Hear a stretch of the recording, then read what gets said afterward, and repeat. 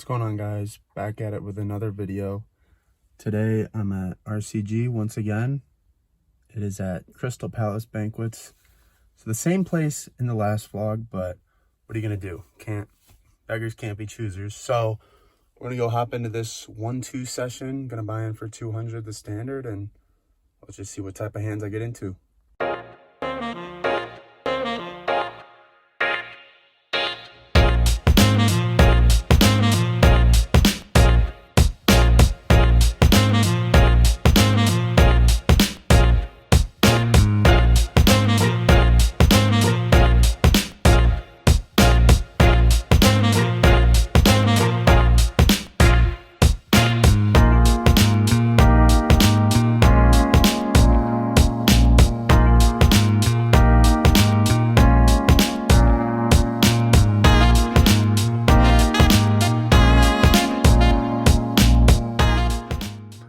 In the first hand of the night, we looked down at Ace-King offsuit in the big blind.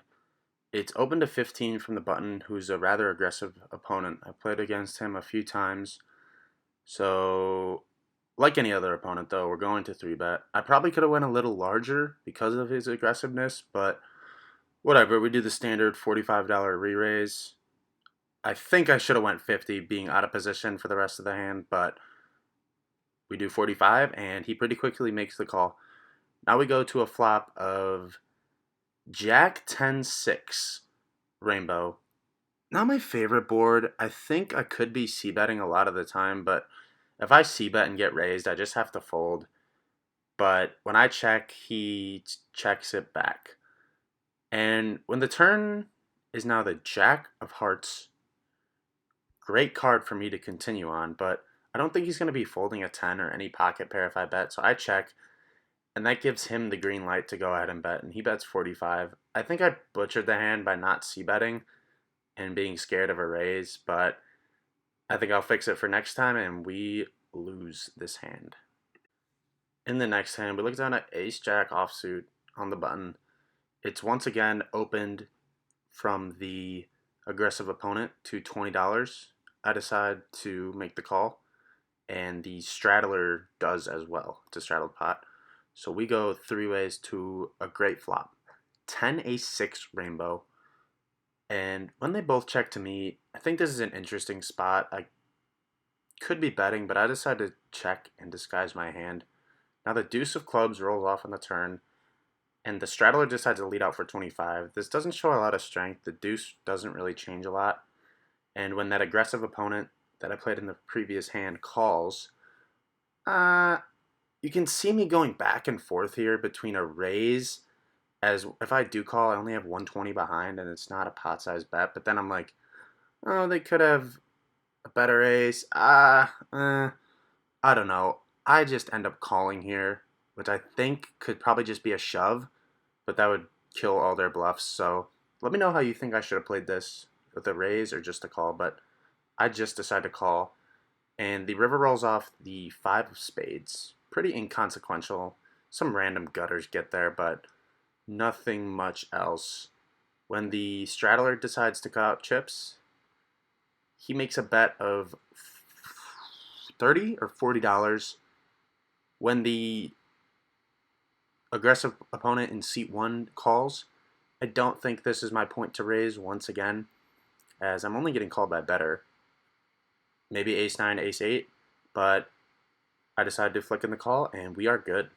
Neither of them show, so we could take it down. In this next hand, we are in the big blind with ace-4 of diamonds. It is limp by under the gun 1, and now opened from that aggressive player in seat 1 to 15. Small blind folds, I call, and the 2 limpers call.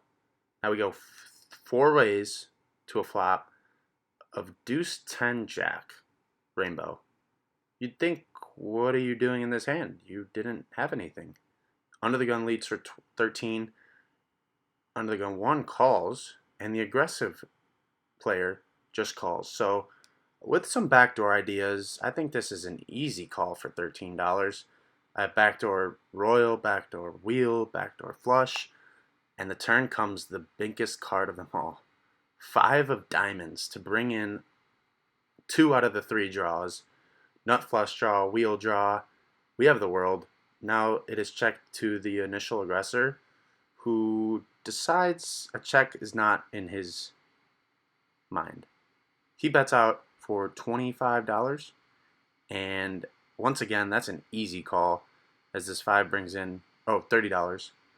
And once again, this is an easy call, as I have so many draws. And now when the Under the Gun and Under the Gun 1 both call, we are ecstatic, but don't worry, we still need help, and help is on the way. Bank 3 of clubs. We river the pretty much nuts. We river the wheel, and I'm gonna lay the trap. So do the other 2 players. They both check to the aggressive player in seat 1, and he obliges with a bet of $85. Now I have about 240 behind, and I cover him. There's not much thought process into this. Having the wheel, I decide to move all in, and he pretty much snap calls, and he doesn't show. We take it down. Let's go. In this next hand, we have 2 red 10s in the cutoff, and we decide to open the action up to 10. When the action is on the action player in the small blind, he bumps it up to 50, and I'm snap calling. I think he's on tilt. I'm 2 hands prior, he just showed 7-3 when he 3-bet to 50, so I'm not going anywhere. We make the call. Flop is not the greatest. Jack, ace, jack. When he checks to me, I have no business betting this, so I check. Now the turn is the 9 of spades. Interestingly, he decides to lead on this card, so I don't think I can go anywhere, as he could just be stabbing with a lot of random cards. So I make the call for 50, and we're going off to a river, which is the 8 of clubs. And when he checks to me, no reason to bet. Once again, I check, and he shows ace 9, ace 8, so an actual hand this time. In this next hand, we look down at king 9 of clubs. We were in the middle position, and we decided to limp it. When it got around to the big blind, he raised to 13, the new aggressive player at this new table. And I call the button calls as well. Now on a flop of king, deuce, jack, the initial aggressor decides to lead out on this board for $17. And with top pair, backdoor flush, we can't be going anywhere. I'm not ecstatic about our kicker, but what are you going to do? We're already here. The button calls as well. Now we see a turn of the 8 of hearts. Kind of indifferent about this card. And the initial aggressor agrees. When he checks, I check, and now the button is contemplating what he wants to do. And in real time, he does the old sigh, double check his cards. So I take this as weakness, as you would know if you have 2 hearts in your hand. So I don't think he's too strong. He could be stabbing with ace jack, with the ace of hearts, or the jack of hearts. Either of those hands would make sense, or a pocket pair, but I'm not buying what he's selling just yet. I think this could be a fold in hindsight, but the sigh double check made me not believe him. Now the river comes the king of spades. We bank it. When I check, I'm planning to call any bet, but he checks back and shows the nut flush. So we save some money there with rivering trips. Wow. In this next hand, we're in the small blind, and we look down at pocket eights. It's limped by the button, and I decide to raise him up to 16. That is our new aggressive player at this table. We have some few hands to go over with this opponent. So when he makes the call, he's the only caller. We're going heads up to a pretty innocent board. 7 of diamonds, queen of clubs, 4 of diamonds. Having the 8 of diamonds, I think this is an easy c-bet. I could have some backdoor opportunities, and that I do. I bet 15, and he snap raises to 100. I don't know what this means, but I'm going to save my money to battle another time. We'll see you soon, sir. In this next hand, we're in the small blind, and we look down at the beautiful king, queen of clubs. When it is limped by the under the gun player and the button, I decided to open the action up to 15. I think I could have went a little bigger being out of position and so many players, but we do 15. The big blind makes the call, a rather tight opponent. Under the gun gets out of the way, and the loose aggressive player on the button makes the call. So we go three ways to a great flop from my hand and a great flop from my range. Jack 10 king with two spades. I was indifferent about betting this and seeing a raise, but this kills my hand and kills my range. So I decided to c-bet for 20.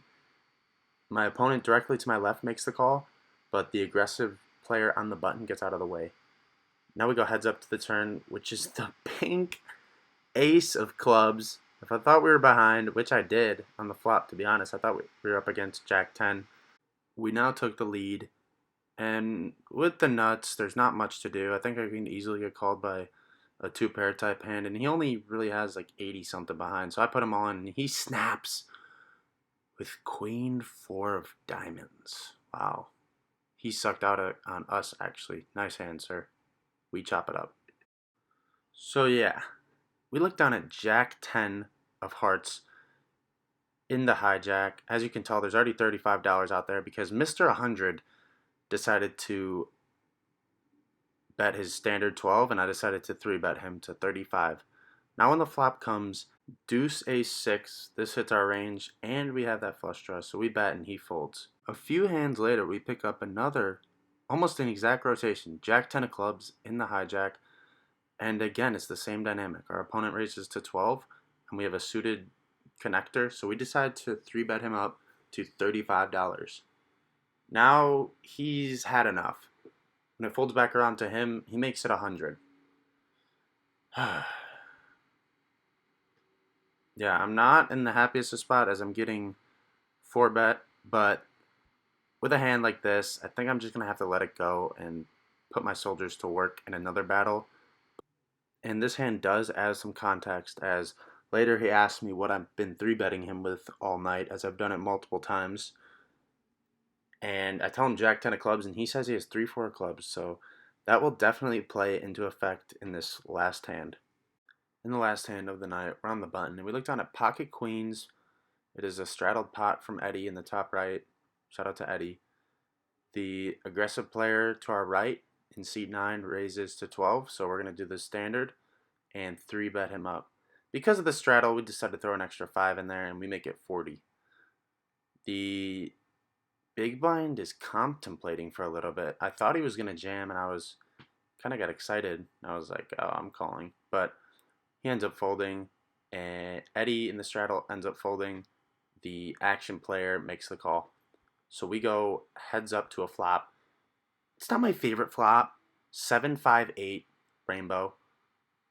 This board could hit him a lot of the time, so when he checks to me, I don't think there's much value in betting. I could potentially charge 9s, 10s to see another card, but I don't want to see a check raise here because that would just be gross, so I check back.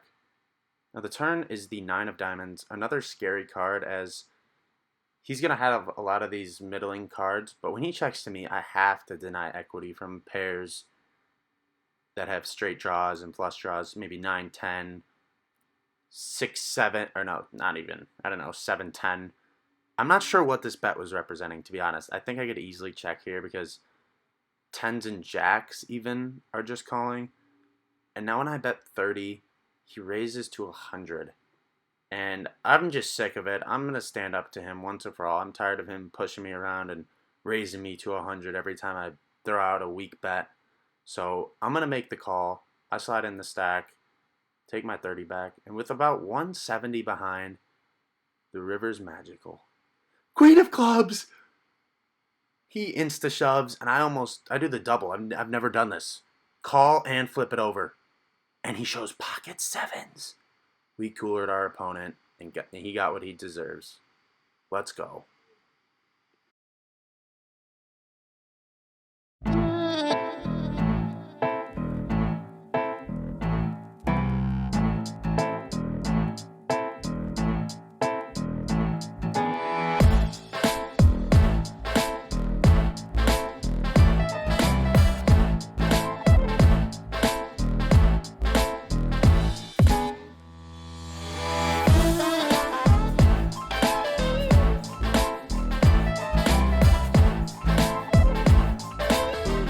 Just got done with that session.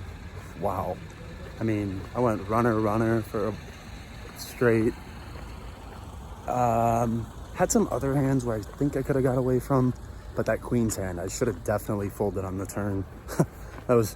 I knew I was behind, but you know, sometimes the poker gods give back. That's what I like about the gods, they're giving. But profited, what was that? 410 in about, I think I played for like 2 hours, 3 hours. I don't know, solid little hourly tonight at Rockford Charitables. Come out here and play if you guys haven't. They're always good people. I don't really shout them out enough.